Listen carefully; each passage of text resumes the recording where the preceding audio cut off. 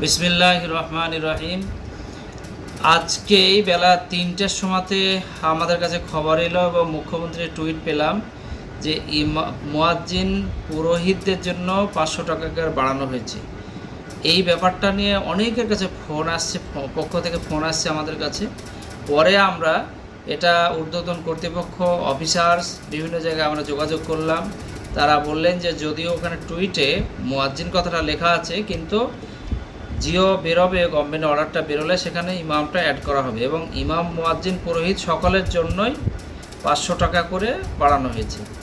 আমরা আমাদের সংগঠন থেকে ইতিমধ্যে এর আগে কলকাতায় আমরা মহা মিছিল করেছিলাম ভাতা বৃদ্ধির বাড়ানোর জন্য। মুখ্যমন্ত্রীকে স্মারকলিপি দিয়েছিলাম এবং 15টা চিঠি দিয়েছিলাম। পরে দুটোতে মোট 17টা চিঠি মুখ্যমন্ত্রীকে আমরা জানিয়েছিলাম আবেদন। সেই আবেদনের প্রেক্ষিতে ৫০০ টাকা করে বাড়িয়েছেন। তার জন্য আমাদের সংগঠনের পক্ষ থেকে মাননীয় মুখ্যমন্ত্রীকে আমরা অশেষ ধন্যবাদ এবং সুক্রিয়া জ্ঞাপন করছি। আমরা ধন্যবাদ জানাচ্ছি।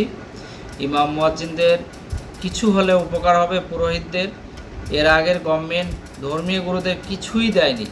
যারা আগামীতে ক্ষমতা আসার আশা দেখাচ্ছে তারা এই ব্যাপারে নীরব, বরং উল্টে তারা সাম্প্রদায়িক বিষ ছড়াচ্ছে।